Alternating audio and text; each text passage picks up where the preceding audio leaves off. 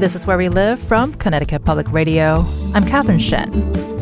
In 2023, more than 6 million animals were taken to shelters and rescues in the country.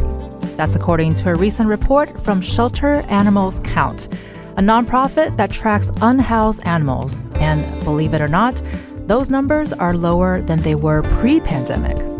Owner surrenders for dogs decreased by 4%, but stray intakes increased 5% from 2022 to 2023. This past summer, Connecticut news outlets reported local animal shelters were bursting at the seams and unable to keep up with calls from people trying to surrender pets. This hour, we'll be checking back in with some of those pet shelters. How is the so-called pandemic boomerang of pet returns affecting them now? And later this hour, we'll be switching gears to hear from farm animal and wildlife rescues in Connecticut.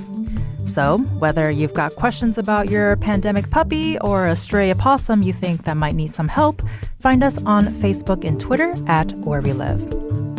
And joining us first is Laura Bourbon. She's the director for the Dan Cosgrove Animal Shelter, which is a municipal shelter serving Branford and North Branford. Thank you so much, Laura, for joining us today. Thank you for having me. So, Laura, you've been a director at the shelter for over a decade. Can you give us a start by telling us a little bit about the place and how many animals do you currently have? Yeah, so we've been in existence for 20 years. We actually were just thrilled enough to open up a brand new building. We got in there last February, so we're still kind of getting used to our new building, but it's awesome. Right now, we actually 2 weeks ago had about 10 adoptions of dogs, which had been with us for 6 to 9 months.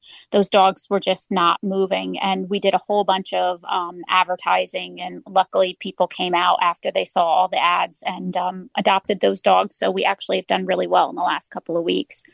But I'd say right now, we probably have close to about 70 cats, still about maybe 8 dogs, and probably about 15 to 20 critters.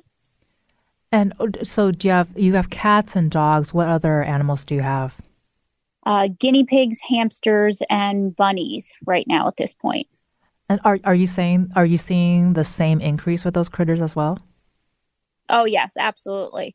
Last year, I noted that we had, in 2023, we had taken in, I want to say, over 100 critters, where the year before, we were only at like 50. So we doubled the amount of critters we saw come through the building. And can you talk about also, how have things changed in recent years in terms of capacity issues and calls to surrender pets? Because we know from a WTNH report back in July, you were fielding upwards to about 50 calls a day. And I'm assuming that's a lot. So can you talk about when that picked up and how is it going now? Yeah, after people really started going back to work after the pandemic and they started going on vacation again and kids went back to school and all of that, we definitely saw an uptick in just phone calls and people reaching out, whether via email or social media, to surrender their pets. And also just questions. They were having training issues, whether it was potty training or the animals were chewing things. So we were really trying to guide them. But I think that after people have tried those options and still aren't seeing results, they get frustrated and they just want to relinquish the animals. And unfortunately, as everybody's getting full, there's not space. And so that's when we're seeing the abandonments happen. And is that something that you're still seeing today? Has it leveled off a little bit? Yeah, we are seeing it still quite a bit today. I would say that, for us, we're definitely seeing it start to level off a little bit, but I just don't think we're at the end of it yet. I think that we're going to continue to see these things go on for a while. And, as we sort of process this, adoption rates, I think, have improved in some way. What about surrender requests? How many phone calls are you fielding roughly per day or per week when it comes to people wanting to surrender their pets? Well, because we have kind of multi-sources available for people, whether it's social media, email, and phone calls, right, we're still seeing about the same amount. It's roughly between 25 and 50 a day. It just depends on the day. The weekends are busier with people coming in, like physically coming into the building to ask questions about how they give up their animals and things like that. But the weekdays are definitely busy. People are calling while they're at work or on their lunch break or whatever, and just saying, I no longer can keep my animal. I'm moving, or, I'm having a baby or whatever else is going on.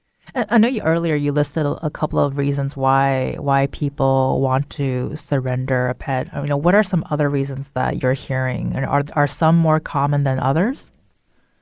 So I would say the biggest reasons we hear are financial issues, whether the animal has allergies and they just can't get it under control, and they've already spent a few $100s and they just can't put any more into the animal. The typical other reasons we hear is they're moving, and they can't take the animal where they're going, or that things like they're having a baby, they have a new boyfriend or girlfriend who doesn't want the animal, typical stuff like that. And well, of course, this is not a new situation for you, unfortunately, but how do you talk people through this? Because I imagine a lot of times perhaps it's their first experience. Maybe they don't want to surrender, but they think they really have to. Can you walk us through what those conversations look like? Yeah, we actually set up an entire resources page on our website because so many people were calling with a variety of issues that they were having. And it depends on what the issue is for them. So say they lost their job and right now they just can't afford to feed their animal. So we offer a pet food pantry where we'll certainly help give them food until they're back on their feet so they can keep their animal in their home. But just say they're in Hartford. Obviously, coming to us is pretty difficult since we're in Brantford. So the resource list we have online sort of guides them on places where they can go. And we always recommend that they call the animal shelter in their nearest area because they'll usually know if they don't have a pet food pantry themselves who will offer one. And then things on our resource page include like vet resources. So if you need a low cost spay or neuter, because sometimes it's something that can be fixed. I mean, not expensively. So we have people who call that will say their cat is spraying and we'll ask if the cat's neutered and they'll say no. And we'll say usually that will help if you can get your cat neutered. So we guide them to that page to go see where low cost spay and neuter options would be for them. Obviously, if they're moving, we actually on our page have some resources where they can look to see other options as far as where they could go to live that allow animals. Because some people call us and they're just hysterical that they have to give up their animal because they're moving to a place that doesn't allow pets, say. So we try to guide them that way as well. It just depends really what some of the issues are. And unfortunately, some things we can't help with. We get a lot of phone calls from people who will say things like, just say they're in East Haddam and they found that their dog ate a sock and their dog's blocked and the surgery is going to be $7,000. We do try to once again offer them some resources of what they could do or where they could go.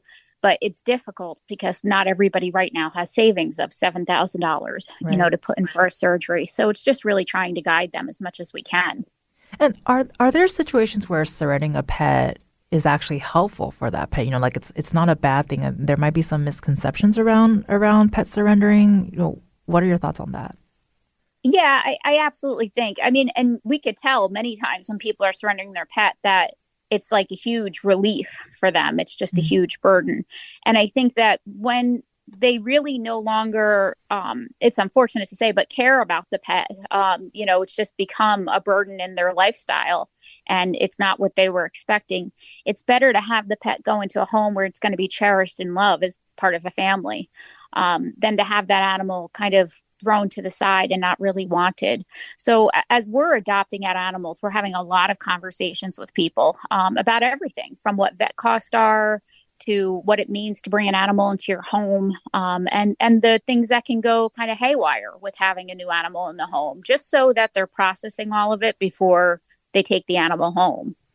And especially based on what you're sharing with us, I imagine you're getting animals all across the ages, across backgrounds and breeds. So can you talk about, obviously case by case basis for the pet, but what is it like for the pets that are surrendered? Do they usually adjust well? Is there a typical experience, or how has that been like for you?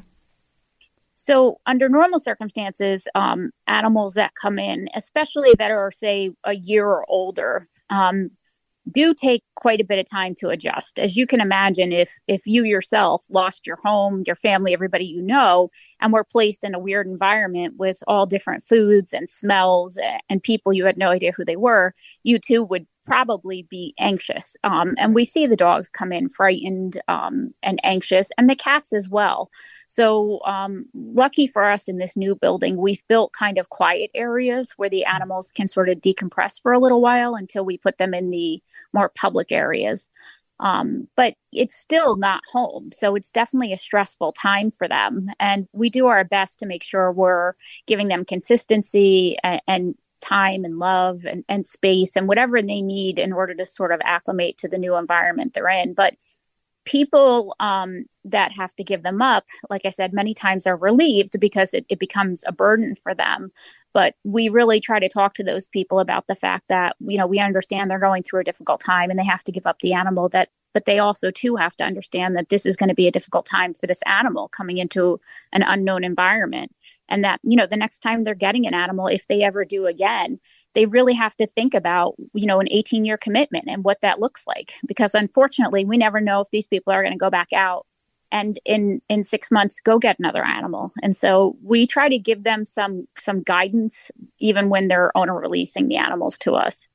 And, you know, we talked a little bit about commitment and how this is long term. And you mentioning just now, too, like a lot of pets, you have to dedicate at least 18 years to have them. And so I wonder if some cases, you know, you're going into this not realizing how complicated the process can be. And especially, you know, you can't control your dog most of the times. He's going to eat a sock and then you're left with that situation. So when something like that happens, and I can't imagine that to be your first time hearing that story, but like what recommendations would you make for pet owners around injury pet insurance, especially with what you just described, you know, a dog ingesting a sock? You know, it doesn't happen every day, but it does happen.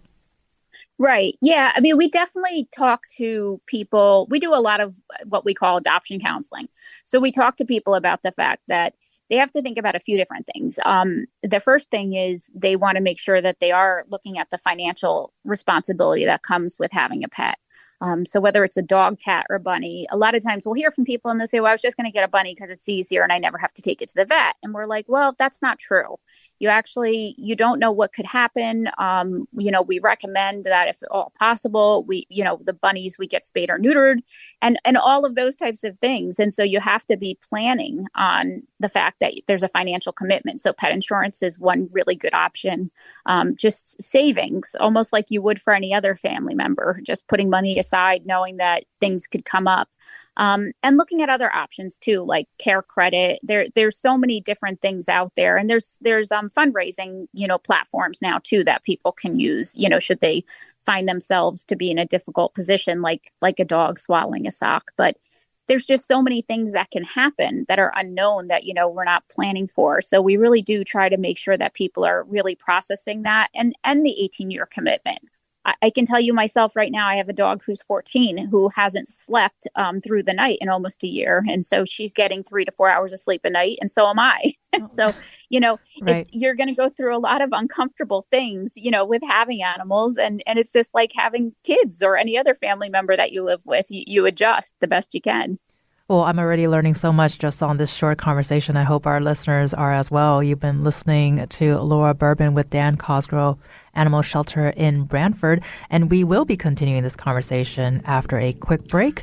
So let us know if you have any questions about adopting a new pet, or for our farm animal and wildlife experts joining us later in the hour, let us know you have any questions from them. Ferncroft Wildlife Rescue will be joining us, which is a home for many happy opossums and other critters. Leave us a comment on Facebook and Twitter at Where We Live.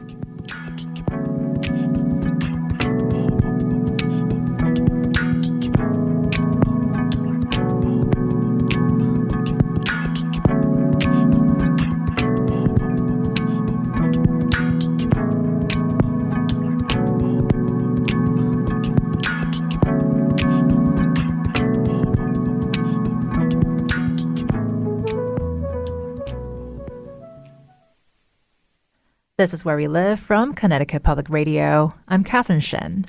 Back with us to discuss some of the pressures facing local animal shelters and how you can help is Laura Bourbon. She's a director for the Dan Cosgrove Animal Shelter, which is a municipal shelter serving Brantford and North Brantford. And for our listeners, let us know if you have any questions for Laura. Find us on Facebook and Twitter at Where We Live. So, Laura, I want to start this segment by playing a clip from Dr. Michelle Farella. She's the co-chair of Wellness Committee of the Connecticut Veterinary Medical Association, and she spoke with our very own Jenny Aarons last year. A lot of the bottleneck comes from not having enough personnel. There's not enough veterinarians to meet the demands, and there's not enough support staff. I think where we are right now is the support staff shortage is hurting us the most. You know, veterinarians can prescribe, diagnose, do surgery, but we need the support staff, the veterinary technicians and otherwise to keep us running and keep us efficient so we can continue to treat as many patients as possible. Historically, wages for veterinary technicians has been way too low. You know, a lot of veterinary technicians realize they can make just as much money working at a Starbucks as what they're doing in practice. So, Laura, earlier we had talked about shelters being over capacity because there are so many people bringing in their pets. And it sounds like a lot of shelters and vets, they're sort of experiencing very similar pressures, and with other industries as well. You know, it's not the first time we're hearing an area being short-staffed. You know, can you describe this bottleneck as you see it from your perspective at your shelter? Yeah, I actually agree with everything she just said. Right. It's the same in animal shelters. So typically municipal and even private animal shelters, the staff are not paid to the level that they should be, as well as there's never seeming to be enough staff. You know, and part of that is because they recognize the same thing. They can leave our industry and go to another industry and make quite a bit more money. And people don't come into our industry. I mean, I don't think typically they come into our industry thinking they're going to be multimillionaires, sure, but they do need to make a living. And so that's difficult. It's difficult for shelters all across the board that I talk to. They have trouble keeping staff because they're just not paid to the level that they would want to be. And then obviously, when you don't have enough staff, it's everybody else is holding the burden for caring for all the animals and trying to do it at a level where everybody is comfortable. And so it's a difficult thing that we're all going through in this industry. And I can tell you that from our perspective, there's definitely not enough vets that are doing the spays and neuters and just the overall caretaking. And I'm also seeing that we're struggling because we do take on wildlife. Where if an animal is hurt, injured, and needs help, especially obviously the juveniles, we had vets in the past that would see these animals, and now we don't see any vets around locally that are seeing, you know, hurt or injured wildlife, juvenile. So it's a difficult process to be in when your whole world is about caring for animals. Right, and I think like most areas, it's always a lot more complicated than you think, and animals come from all places. And Laura, I know we were scheduled to hear from Katie Holman this morning, who's a volunteer at Halfway Home Animal Shelter in North Haven. You know, she shared recently that they took in 22 cats that were abandoned.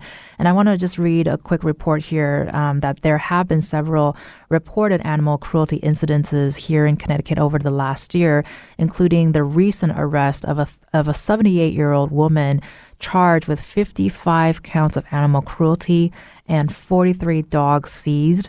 And a CBS investigative team in neighboring Massachusetts found that animal cruelty cases skyrocketed in 2023. And we know Connecticut Society for the Prevention of Cruelty to Animals actually closed last May because of financial constraints. So we're peeling so many layers here, Laura. But are you seeing this as well? You know, is this part of a contribution to the bottleneck issue that we've been talking about? Yeah, I absolutely think it is. And I think that, you know, the majority of what we're seeing after talking to people who are especially hoarding animals is that, you know, they were initially trying to do the right thing, trying to help these animals get off the street that were being abandoned. and then didn't have the financial resources to get all these animals vetted, and then they're procreating and having more animals in their home and then become ashamed or afraid to reach out for help. And so we're definitely hearing a lot more hoarding cases going on throughout the state. As far as the cruelty, I think that after COVID went on, I felt like people were definitely more maybe frustrated or just having a difficult time. And I guess it's because there was a lack of being able to socialize. And so, we're definitely seeing from different people things go on that we certainly didn't expect. So cruelty situations happening that, within our communities that we definitely wouldn't have thought we would see from them. And I'm talking to other animal control officers that are seeing the same thing. So we think that there's a lot of stress that people are carrying, I guess, from COVID, and it's trickling over into their regular daily life. And unfortunately, animals tend to get the brunt of it because they can't speak. And so we have a listener who called in to say that they volunteered at a pet shelter in Granby, and they said the shelter was not accepting local surrenders. And what I found was they were importing animals from other places and not accepting in-state surrenders. And I also, on that note, want to play another quick clip from Dr. Farella, who we heard earlier, about the capacity issues that may be unique to Connecticut. In Connecticut, I would say we're at capacity. Like we are really behind on a lot of things. And even though we're at capacity, we're still bringing in animals on a weekly basis from, across the country. And there's different camps on that, and there's pros and cons to that, but it is really hard to just make that math work out in my mind. There's a lot of animals in the state already that need a lot of care and need a lot of help. So Laura, with our listener comment about shelters not accepting local surrenders, and also our producer Katie Pellico also goes searching for puppies on Pet Finder and discovered that there are a lot of options from out of state there as well. So is it your sense that this adds to the capacity issue? Does this play a big role in that? Yeah, I mean, I personally do feel that, shelters within our state, municipal or otherwise, should be accepting surrenders, especially, if you're a shelter in a certain town and your residents need to be surrendering those animals. I feel very strongly that you should be accepting them, because I believe it becomes a public safety risk if you're telling those people we don't accept owner surrenders, we'll only accept roaming animals. So that means if that person can't bring that animal to you and provide you with all the information, but they go out and they dump it in the road, that I may be driving on that road and then have to avoid hitting that animal and could myself crash because I don't want to, run over an animal. There's a lot of things that I don't understand why it happens within our state. But I do think that, with everything going on and all of the owner surrender calls coming into all of our different facilities, that we need to be responsible about importing other animals at this point. I think it's just there are so many right here, right now that need our help that we have to be focusing on that and getting that under control.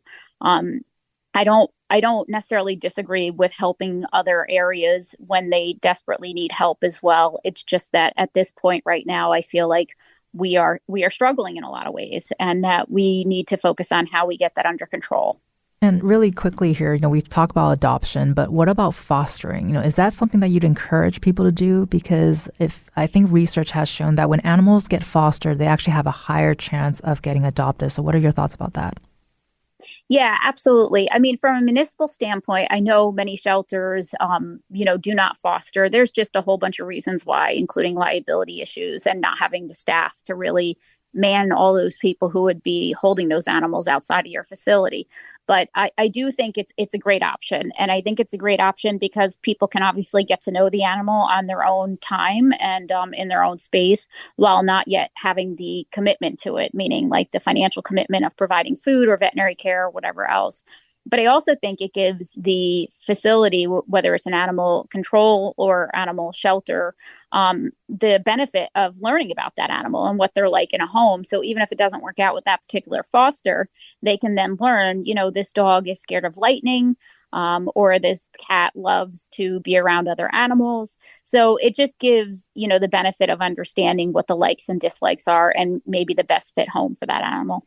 Well, just by your description, I hope that inspires more people to foster. Thank you so much, Laura Bourbon with Dan Cosgrove Animal Shelter in Brantford. Laura, thank you so much for spending time with us today. Absolutely. Thanks for having me. And when we get back, we're hearing from opossum and wildlife experts in Woodstock and one farm animal rescue in Canterbury. Shout out to your favorite animal shelter or rescue, or send us your critter questions. Leave us a comment on Facebook and Twitter at Where We Live.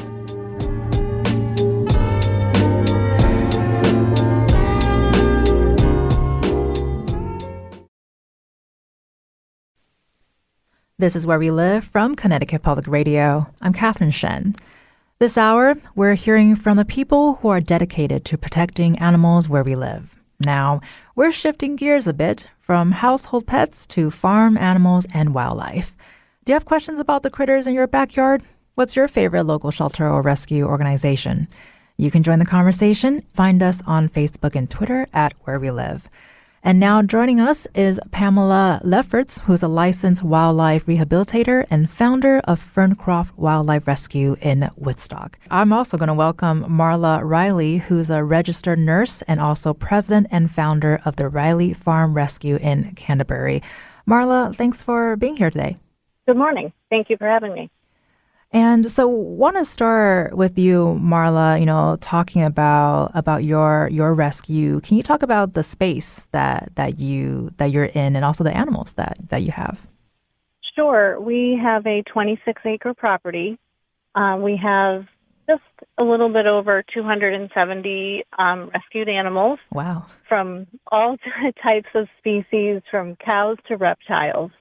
One of my biggest goals when we got this property in 2019 was to make sure that we were able to build a small animal center, which we were able to do over COVID. And it basically houses all of our exotics and reptiles, so they have a better space than just your typical cages. Right. And then we have the goats and sheep, horses, those kind of animals as well. We are a sanctuary, so we don't adopt out. So everyone that comes to us stays with us for the duration of their lifetime. So we're pretty much at capacity just because of the volumes and the cost of everything going up and employee hours and the cost to run such a large organization. But that's where we are as of today. Well, I'm a little sad can't adopt one of your critters, Marla, but I am happy to hear that they are living in a sanctuary. So that sounds like a good time for them. I'm going to take a quick moment here to welcome Pamela. Pamela, are you there? I'm here. Can you hear me? Yes, I can. Welcome back. We have Pamela, who is a licensed wildlife rehabilitator and also founder of Ferncroft Wildlife Rescue in Woodstock. So, Pamela, we'd love for you to tell us a little bit about how Ferncroft got started and what's your mission. So Ferncroft got started, my husband and I are retired teachers. And after a couple of years, I felt I needed to have a purpose. And Connecticut is one of the states, and probably not the only one, that's desperate for wildlife rehabbers. We just don't have enough of us. Mm. So we became rehabbers and quickly decided that this was our mission, is to help wildlife. We actually rehabbed several different species, but in the end chose opossums. But the other thing that we're doing that we're probably really focused on lately is educating the public on how to coexist peacefully with wildlife. And so we do a lot of public education programs. And you also have a federal designation allowing educational programming, which I think is really important to mention. And listeners can find schedules of events around the state where they can meet some of these spokes opossums. Is that right? Pam, tell us about these ambassador animals. So I really think it is important that people understand every state has different laws about wildlife, but in Connecticut, it is illegal to keep wildlife of any species. Even as a rehabber, we cannot keep wildlife. So we have a federal license from the USDA and approval from the state to have educational animals that are non-releasable.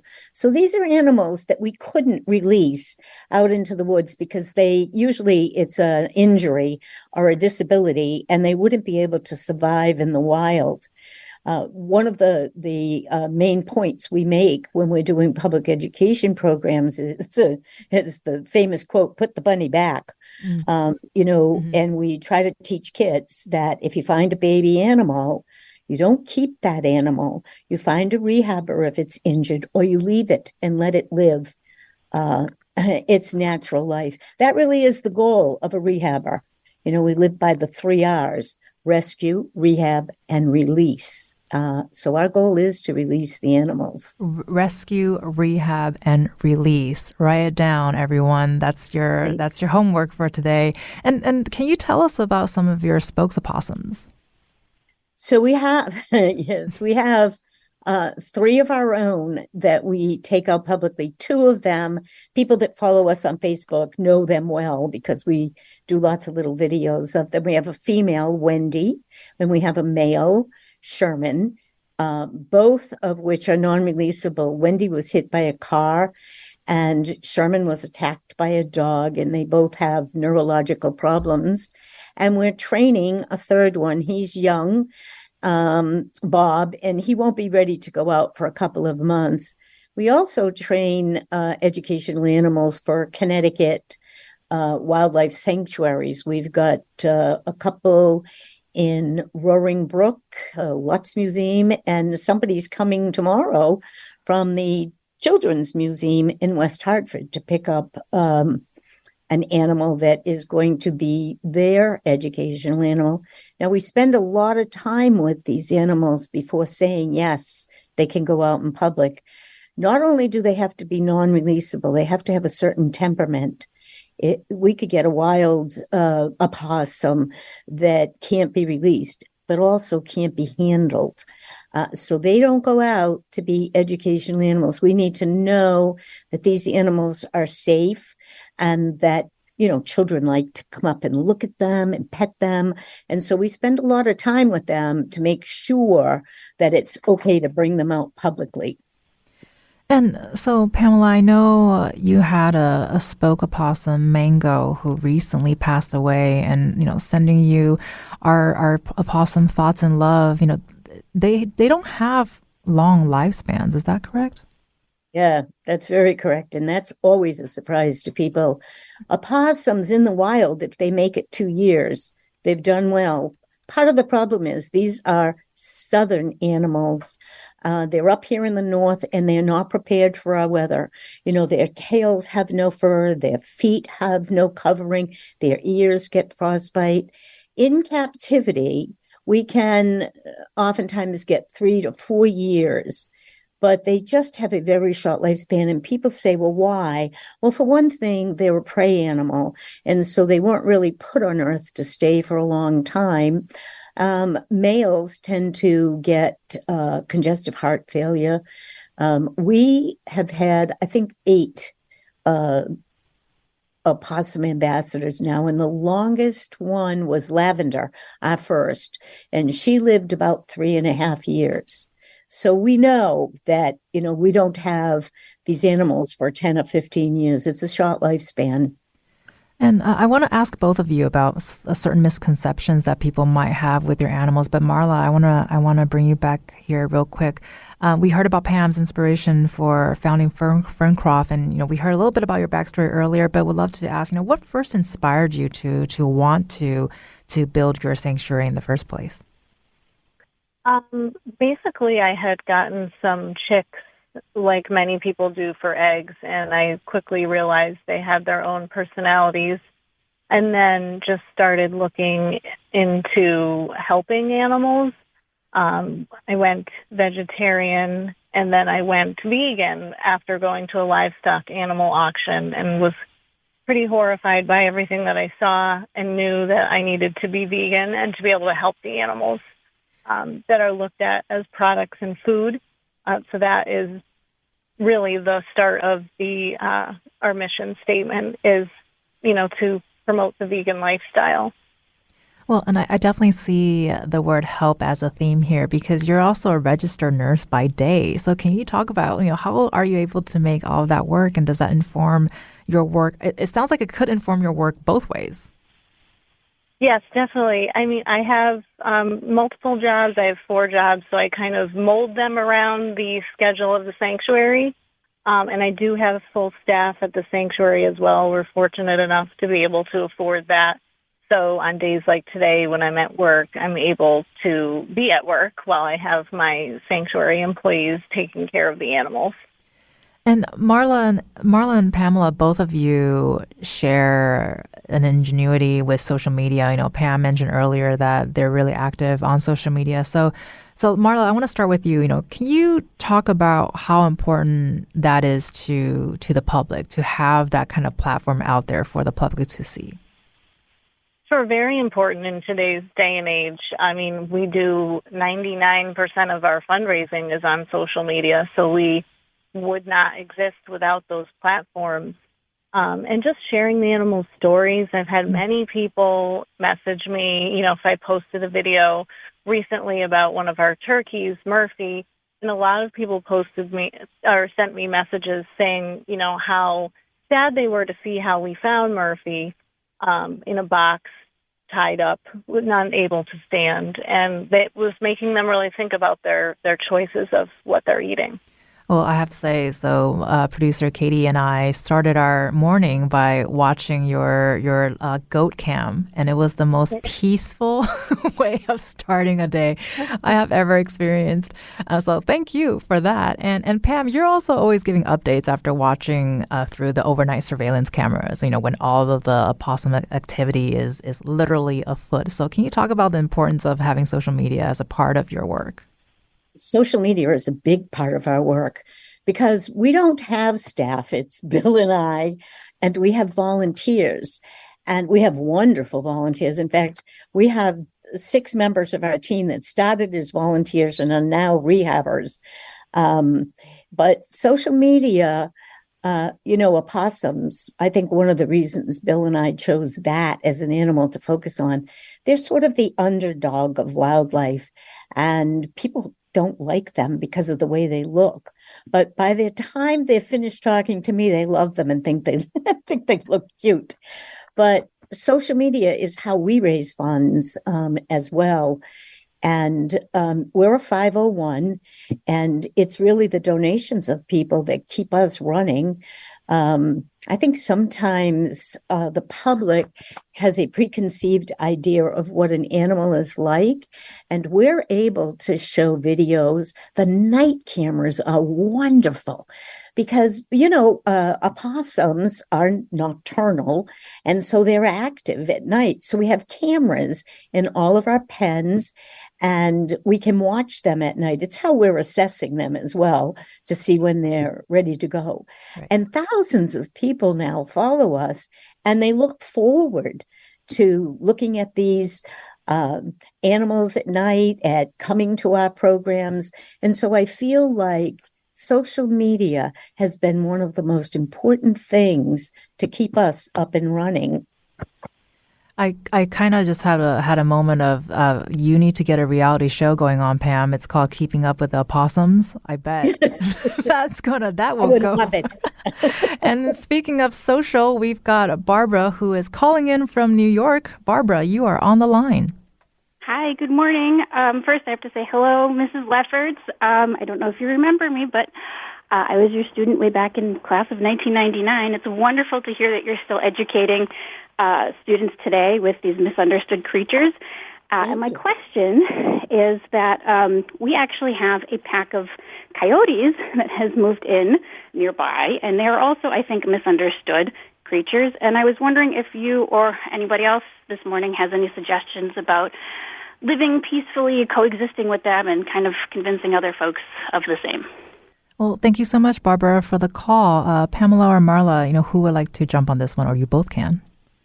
So coyotes right now are pretty active. This is mating season for them, and they're around, and we have them here. I see them on my cameras and I'm like, leave my opossums alone.